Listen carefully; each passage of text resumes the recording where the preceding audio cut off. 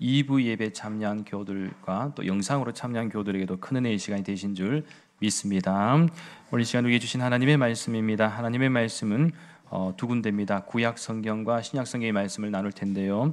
먼저 구약 성경 이사야 61장 1절부터 3절까지의 말씀입니다. 1041면쯤입니다. 이사야 61장 1절에서 3절까지 말씀 우리 한 목소리를 같이 합독하도록 하시겠습니다. 주 여호와의 영이 내게 내리셨으니 이는 여호와께서 내게 기름을 부으사 가난한 자에게 아름다운 소식을 전하게 하려 하심이라.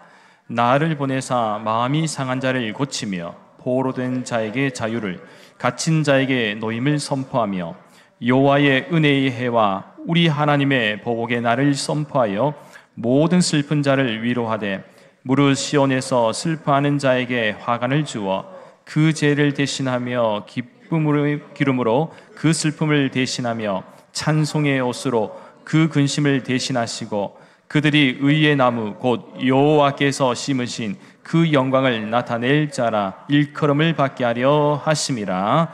아멘. 신약성경 요한복음 3장 16절과 17절의 말씀입니다.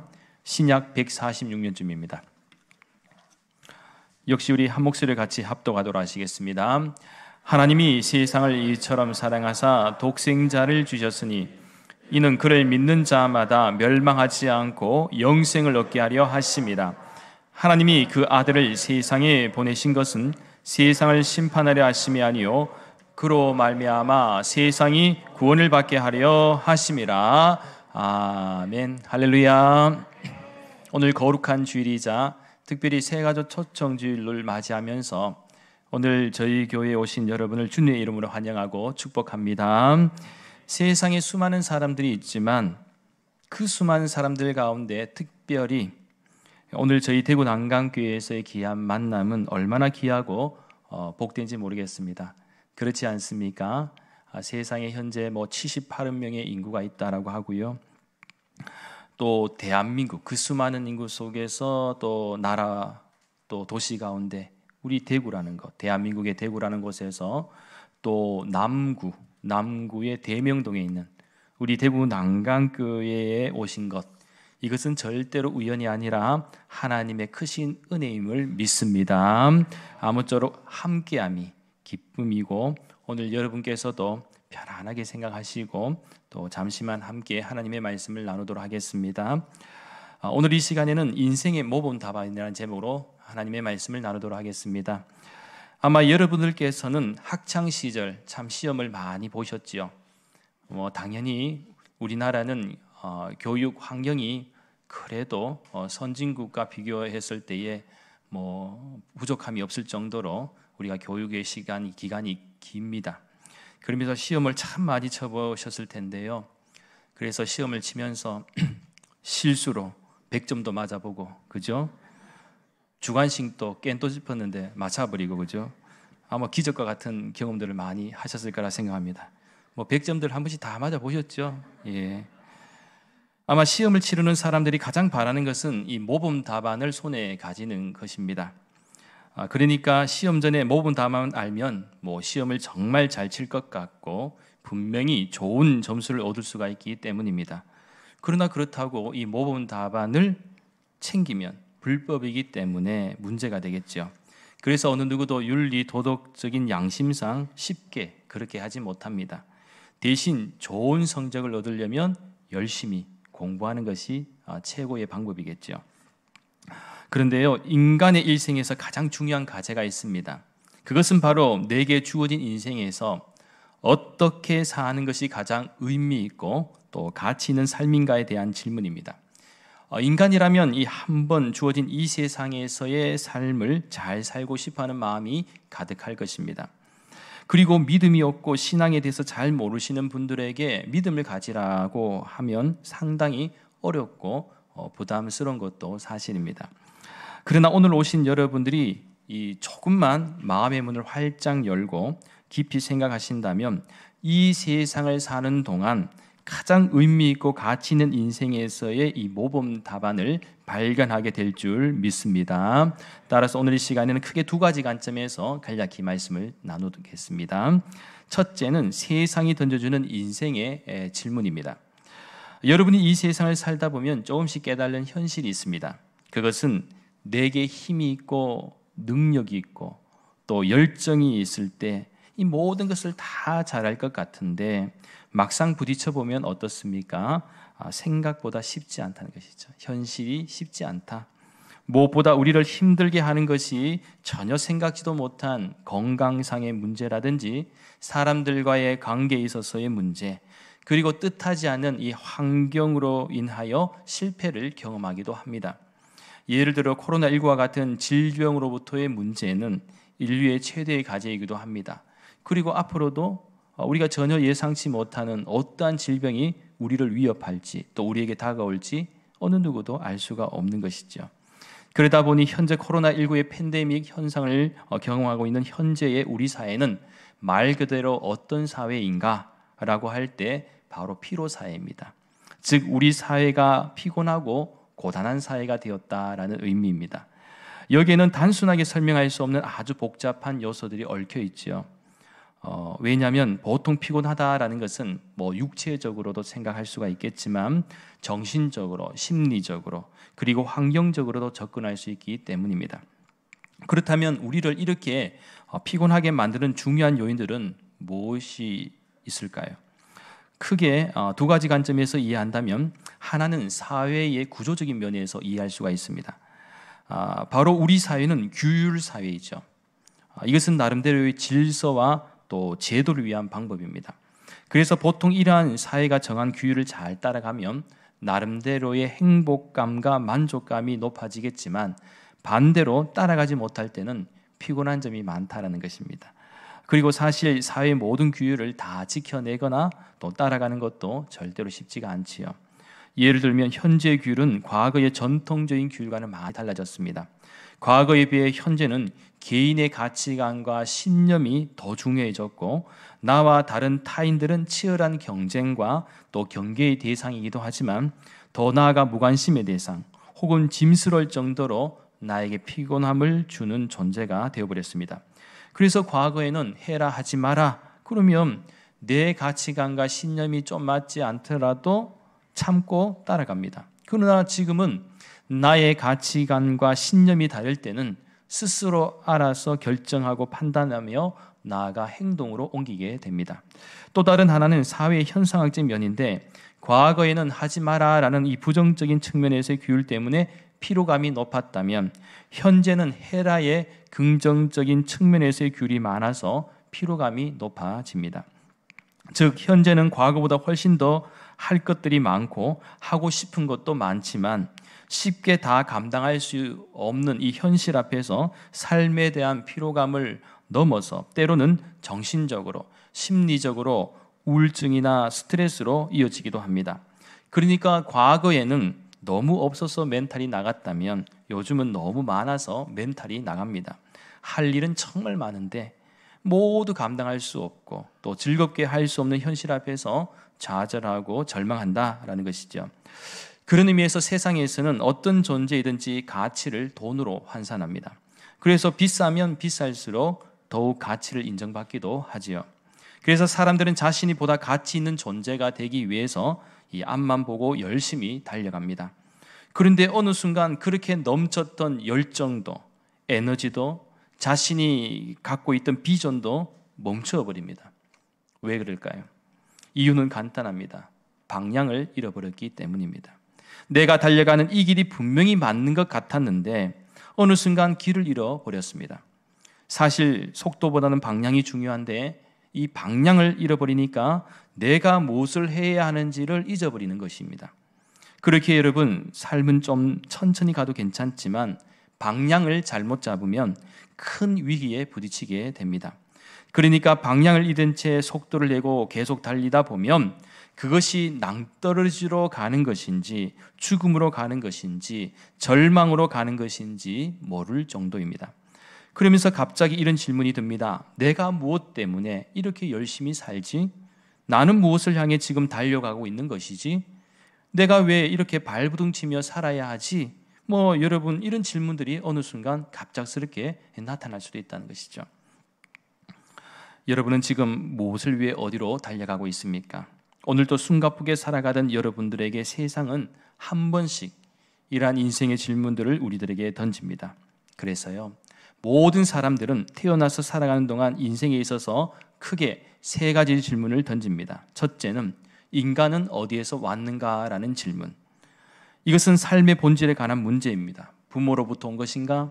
아니면 우연히 생겨난 것인가? 많은 사람들이 존재론적으로 질문을 하기 시작합니다. 그러나 명확한 정답을 말하기가 결코 쉽지 않습니다. 하지만 성경은 모든 인생은 하나님께로부터 왔다고 분명하게 말씀하고 있습니다. 둘째는 인간은 무엇을 위해 살고 어떻게 살아가야 하는가라는 질문인데요. 이것은 삶의 방향과 의미, 목적의 문제입니다. 즉 인간은 목적 없이 사는 존재도 아니고 무의미한 존재도 아니라는 것입니다. 이러한 질문이 없는 사람은 그저 주어진 삶의 현장 속에서 그냥 열심히 최선을 다해서 살거나 남에게 피해를 주지 않고 잘 살아가면 되지라고 생각할 수 있습니다. 그러나 그렇게 살기에는 인생이 너무나도 허무하고 공허합니다. 마지막 셋째는 인간이 죽으면 어디로 가는가에 대한 질문입니다. 이것은 인간의 마지막과 종말에 관한 문제입니다. 여러분은 우리의 인생을 말할 때 그냥 죽으면 끝이라고 생각하십니까? 아니면 혹시 불교에서 말하는 윤회 사상을 믿어서 다음 생에 다시 태어날 것이다 라고 믿으십니까? 그런데 만일 불교의 윤회 사상을 믿는다면 인간으로 다시 태어나지 못하면 어떡합니까? 내가 원하는 사람의 모습이 아니라 개구리나 물고기 같은 연약한 동물로 태어난다면 어떡합니까? 다음 생애가 걱정이 되어서 이 생을 불안해서 못 사는 거죠. 그런데 성경은 그렇게 말하지 않습니다. 인간은 죽음 위에 영원한 삶이 기다린다라고 말합니다. 이것을 우리는 영생, 영원한 생명이라고 말하죠. 즉 인간은 하나님의 모습으로 창조되었기에 인간을 만드신 하나님께로 돌아가는 것입니다. 지금 우리가 이 세상에서 사는 것은 그때를 준비하는 것이고 단지 우리는 이 땅에서 나그네와 같은 삶을 살아간다라는 것입니다. 그렇기에 세상은 정답을 던져주지 못하고 계속해서 우리들에게 질문들만 쏟아내고 있습니다. 그렇다면 우리에게 만족할 만한 모범 답안은 없을까요? 자, 여기에 대한 대답으로 둘째는 하나님께서 던져주시는 인생의 모범 답안이 있습니다. 오늘 본문의 말씀에서는 아주 중요한 인생의 정답을 우리들에게 가르쳐주고 있습니다. 오늘 본문 신약성경 요한복음 3장 16절과 17절의 말씀에 주목합니다. 하나님이 세상을 이처럼 사랑하사 독생자를 주셨으니 이는 그를 믿는 자마다 멸망하지 않고 영생을 얻게 하려 하심이라. 하나님이 그 아들을 세상에 보내신 것은 세상을 심판하려는 것이 아니라 그로 말미암아 세상이 구원을 받게 하려 하심이다 라고 이렇게 말씀하고 있습니다. 하나님은 세상의 모든 사람들을 사랑하셔서 독생자 예수님을 우리들에게 보내주셨습니다. 그 예수님은 우리를 멸망시키려고 오신 분이 아니고 오히려 멸망하지 않고 영생, 즉 영원한 생명을 주시려고 이 땅에 오셨습니다. 그리고 하나님은 예수님을 이 세상에 보내신 것은 세상을 심판하는 것이 아니고 오히려 세상의 모든 사람들이 다 구원을 받았어. 구원을 받기를 원하셔서 보내셨다라는 것입니다. 여러분, 이 사실이 믿어지십니까? 어쩌면 이 사실이 믿어지기까지는 여러분들에게 오랜 시간이 필요할지도 모릅니다. 그러나 분명한 것은 내가 이러한 사실을 부인하든 부인하지 않든 간에 하나님은 우리를 사랑하시고 구원하시기를 원하신다라는 것입니다. 이는 마치 부모님께서 왜 여러분을 사랑하는지라고 물은다면 거기에 무슨 대답이 필요하겠습니까? 부모님은 그저 자녀를 사랑하는 그 마음은요, 그 어떤 것도 쉽게 설명할 수 없습니다. 그러나 분명한 것은 사랑한다는 것입니다. 하나님의 마음도 이와 같습니다. 그리고 이는 마치 여러분들이 내일은 태양이 뜨지 않을 것이라고 아무리 선언해도 내일 태양이 뜨는 것과도 같습니다. 이것은 태양의 문제가 아니죠. 또한 하나님 그 자체의 문제도 아닙니다. 바로 우리의 문제입니다. 이 세상을 유한하게 살아가는 존재들에게 필요한 것은 영원한 존재이신 하나님을 믿느냐 믿지 않느냐에 달려 있습니다. 믿음은 구원을 받는 것이고 믿지 않으면 구원은 없다는 것이죠. 그래서 오늘 이 자리에 오신 여러분들은 이렇게 진지한 질문을 던져보아야 할 것입니다. 그것은 왜 하나님이 나를 사랑하시고 나를 구원하시려 하시는 것인가? 여기에 대한 대답은 바로 하나님이 우리를 만드셨기 때문입니다. 이러한 사실은 구약성경 창세기 1장 1절의 말씀에서 발견할 수 있습니다. 태초에 하나님이 천지를 창조하시니라. 성경에는 모든 만물이 다 하나님께서 창조 질서의 원리에 의해서 창조되었다라는 사실을 가르쳐줍니다. 그리고 나아가 우리의 형상 속에는 하나님의 DNA가 들어있습니다. 이러한 사실은 역시 구약성경 창세기 1장 27절 말씀에서 잘 설명하고 있는데, 하나님이 자기 형상, 곧 하나님의 형상대로 사람을 창조하시되 남자와 여자를 창조하시고 라고 이렇게 말씀하고 있습니다. 그래서 우리의 DNA는 하나님의 형상으로 지어졌기 때문에 하나님을 향해 갈 수밖에 없습니다. 그리고 하나님을 향해 가는 인생들에게는 오늘 본문인 구약성경 이사야 61장 1절부터 3절까지의 말씀에서처럼 오늘날 피로감에 빠진 사람들, 우울증과 스트레스, 참된 자유함이 없는 사람들에게 이렇게 말씀하고 있습니다. 즉 가난한 자에게 아름다운 소식을 전하고요, 상한 자를 고치십니다. 그리고 포로된 자에게 자유를, 갇힌 자에게 노임을 선포하십니다. 그리고 모든 슬픈 자를 위로하시고 기쁨으로 바꾸십니다. 저는 이러한 은혜와 역사가 오늘 함께 예배드리는 모든 분들에게 있기를 간절히 소망합니다. 어떤 도자기공이 있었습니다. 그는 지금은 신실한 그리스도인입니다. 어느 날 그 교회 담임 목사님이 신방을 하게 되었습니다. 그런데 사실 그 도자기공은 젊었을 때는 신앙을 가지고 있지 않았죠. 그리고 예배를 드린 후에 이제 물건 하나를 구입해야 되겠다라고 생각한 이 목사님은 유독 유리 상자 속에 든 2개의 좋은 꽃병, 그것을 보면서 감탄하며 말했습니다. 이 꽃병은 정말 아름답고 멋지군요. 혹시 팔 수 있다면 얼마에 파시겠습니까? 그러니까 이 도자기공이 이렇게 대답했습니다. 목사님, 죄송하지만 이 2개의 꽃병들은 이 세상의 모든 돈을 다 준다고 해도 팔 수가 없습니다. 그러면서 추가적으로 설명합니다. 사실 저는 예수님을 믿기 전에는 정말 세상적인 쾌락을 다 즐기고 방탕한 삶을 살았습니다. 한마디로 저의 영혼을 사탄에게 준 것과도 같았습니다. 그런데 어느 날 친구의 권유로 교회 예배 참석하고 집에 돌아오는 길에 우연히 쓰레기 더미에서 한 무더기의 흙을 발견하게 되었습니다. 누군가가 쓸데가 없어서 버린 것이었죠. 나는 그것을 가지고 집에 와서 반죽을 하고 모형을 만들어 구워 보았습니다. 결국 나는 쓸모없던 이 흙을 2개의 아름다운 꽃병으로 만들게 되었습니다. 그리고 그 꽃병 2개가 바로 지금 이 꽃병들입니다. 그때 저는 이런 생각을 했습니다. 내가 이런 일을 할 수 있다면 하나님께서도 나를 가지고 똑같은 일을 하실 수 있을 거야. 그때부터 저는 제 자신을 하나님의 손에 맡기고 하나님께서 저를 새 사람으로 만들어 주시기를 바랬습니다. 그래서 하나님께서 지금의 나로 마치 그 쓰레기장 옆에 흙 무덤 같은 나를 아름다운 꽃병으로 다시 태어나게 해 주셨습니다. 그렇습니다. 하나님은 오늘도 여러분을 쓰레기장의 흙 무더기처럼 같은 그런 존재가 아니라 비록 그 무더기의 흙이지만은 아름다운 꽃병으로 만들어 주시기를 원하십니다. 그리고 여러분의 이름을 불러 주시기를 원하십니다. 예를 들면 길가에 꽃을 볼 때도 여러분 아무 생각 없이 지나가면 그 꽃은 아무 없는 존재가 됩니다. 그런데 그 길을 가다가 저 꽃이 너무 아름답다, 예쁘다 하는 순간에 어떻게 됩니까? 그것이 내 마음속에서 의미가 되어버립니다. 하나님은 여러분의 이름을 부르시기를 원하십니다.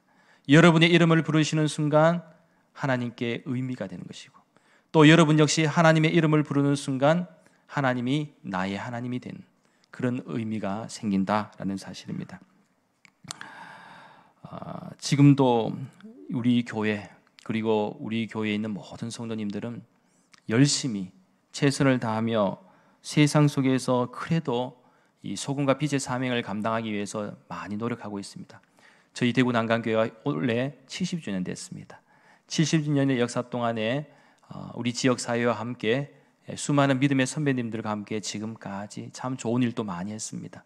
그리고 한국교회가 우리 사회의 어두운 부분을 또 새롭게 밝게 만들기 위해서도 참 보이지 않게 노력을 많이 했습니다. 그래서 이 교회가 있다는 것, 또 여러분이 함께 신앙생활 한다는 것은 우리 사회를 앞으로도 더욱더 밝게 만들 수 있는 기회가 된다라는 사실입니다.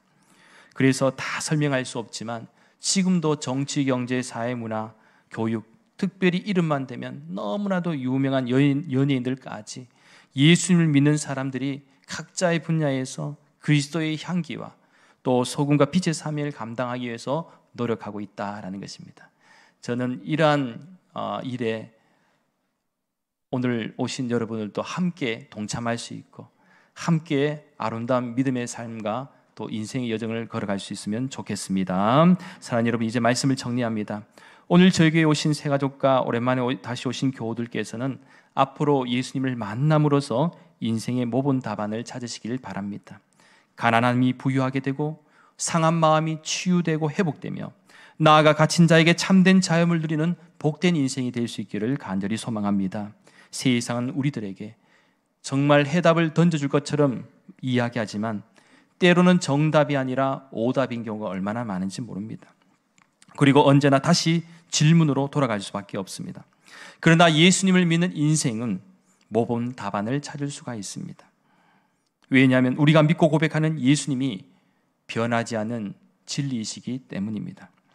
그 예수님께서는 우리 인생의 참된 길과 진리가 되시고 예수님을 믿는 여러분에게 영원한 생명과 천국을 허락해 주셨습니다. 뿐만 아니라 예수님을 잘 믿으면 잘 되는 역사, 평안한 역사, 형통함의 역사도 허락해 주실 줄 믿습니다. 그리고 기적의 역사도 일어납니다. 이유가 무엇인 줄 아십니까? 우리 믿는 성도는 언제나 그 어떠한 환경과 상황 속에서도 잘 극복할 수 있는 힘과 용기를 어디에서 찾느냐? 바로 믿음 안에서 찾기 때문입니다. 저는 이러한 은혜와 역사가 여러분들에게도 있기를 바랍니다. 예수님을 믿으십시오. 예수님을 믿으면 행복해집니다. 내 힘과 의지로 할 수 없는 일조차도 하나님이 여러분들과 함께 하시면 인생에서 승리하며 후회 없고 의미 있는 인생, 가치 있는 인생이 될 것입니다. 바라옵기는 오늘 예배 이후로 여러분의 마음속에 예수님을 잘 영접하기를 바라고 또한 살아가면서 인생의 정답도 찾아갈 수 있고 또한 오늘 한 번만 저는 보고 싶지 않습니다. 다음 주에도 보고 계속해서 여러분 만나고 싶습니다. 저희 교회에서 앞으로 함께 믿음 생활 잘했으면 좋겠습니다. 앞으로 하나님께서 부어주신 놀라운 은혜와 축복이 여러분에게 있기를 예수님의 이름으로 간절히 축원합니다. 기도드리겠습니다. 거룩하신 하나님 감사를 드립니다. 오늘 거룩한 주일에 새가족 초청자들과 그동안 함께하지 못했던 교우들과 함께 예배를 드리게 되었습니다. 바라옵기는 오늘 이 거룩한 예배의 자리에 오신 한 분 한 분의 이름을 주님께서 기억하여 주시고 인생에 있어서 예수님을 만남으로 참된 모범 답안과 해답을 찾아 가장 가치 있고 의미 있는 인생이 되게 하여 주시옵소서. 또한 앞으로 예수님을 잘 믿음으로 나 자신뿐만 아니라 가정이 복을 받고 삶의 터전이 복을 받는 놀라운 은혜와 역사도 있게 하여 주시옵소서. 감사를 드리며 모든 말씀 거룩하신 예수님의 이름으로 간절히 기도하옵나이다.